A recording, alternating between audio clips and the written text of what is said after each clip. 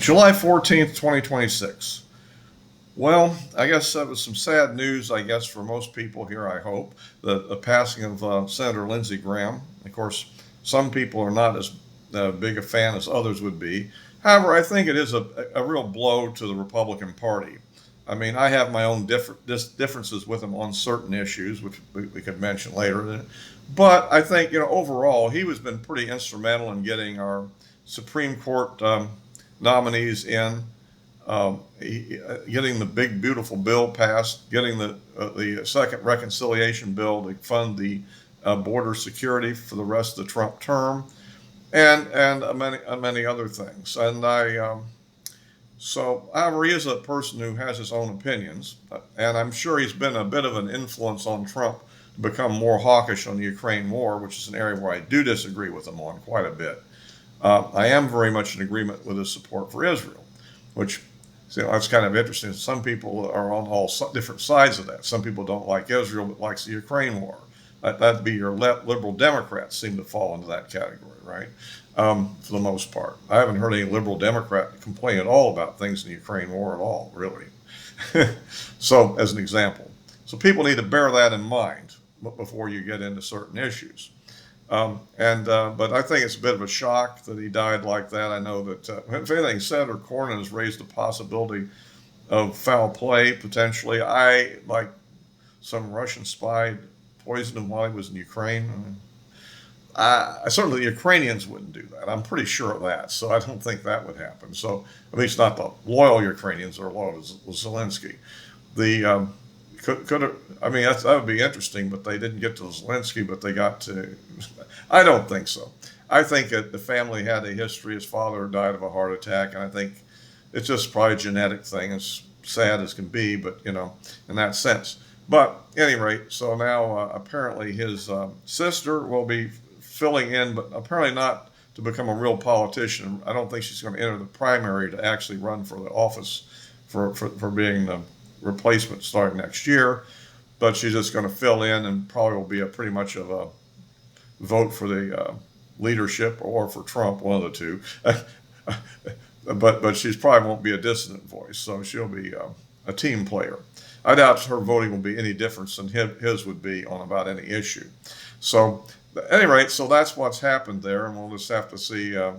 These things can happen, and they can have major political impacts. Just imagine if we had a 50-50 Senate and this happened, and it happened not in a state like with a Republican governor, but in a state with a Democrat governor. That could, just saying, and we're relying on members of the Supreme Court. Some of them are getting up there in age to make these decisions, and even some of them don't go the right way. So, that's kind of the situation we're in. Yet the Democrats are so eager to pack the court, not being willing to wait a few years till they'll have their opportunity. Just blow up the system because you want to do something immediately now. How sick is that? But anyhow, so anyway, I'll get into some other issues here. But if you like these videos, please subscribe, give me a like, and click the bell for notifications. Also, of course, I post on Rumble as well, so you can follow me there. Because if you see this first on Rumble, then of course you'll be seeing me there. I don't want to downgrade my Rumble followers at all. I mean, I respect you very much. Sometimes I'll get a fairly good viewing there, and sometimes not. It depends, I think, on how quickly they monetize it over there. And actually, I've never collected any money on any of this at all, really, but because I'm just doing this to put out my viewpoint and to be helpful to the world. I'm sharing my wit and wisdom with everybody. And what else is cooking? Well, apparently the official paperwork went in on the War Powers Act, in which they don't accept the War Powers Act as legitimate, but they do notify Congress in accordance with the procedure or something that we're back in effective July the 7th, and I guess that's why they pulled out of the what we might call it, the memorandum of misunderstanding, perhaps. Maybe that's the best way to look at it. Because I really do think there was some misunderstanding in it, or we didn't negotiate a very good deal. If the critics of Trump are correct in what it really says, then I think that it reminds me a lot of the arms control deals with the Soviet Union that we signed back in the early 70s, in which we thought that our position was that they'd limited the Russians to only a certain number of heavy missiles, and they thought that the lighter missiles, the SS-11s and SS-13s under NATO designation, I don't recall the Russian designation of it. These were basically equivalent to our Minutemen, at least in terms of size and payload, not necessarily capability. Certainly, but anyhow, I think they would equal a Minuteman II probably. At any rate, we thought that they wouldn't do that. Well, they instead built a missile. We defined a small missile as something no bigger than our Titan, which was our biggest missile, which had a throw weight about 4 times what a Minuteman had. So they went ahead and built hundreds of missiles that had the throw weight of a Titan. And we were counting on it, since these are early missiles, what you call hot launch, where you fire the missile and the rocket motors lifted out of the silo. They went to a system called cold launch, sort of like what they do on the Navy submarines, where they just pop it out of there with a class 2 explosive or something, and then it fires its engine after it's out of there. Well, that allowed them to really build a lot of heavy missiles, and we said they were violating the treaty. But if you read the letter of the treaty, no, they were following the letter. We just signed it. We just didn't negotiate what we wanted to negotiate. So similarly speaking, I think that's why I say about the memorandum of misunderstanding.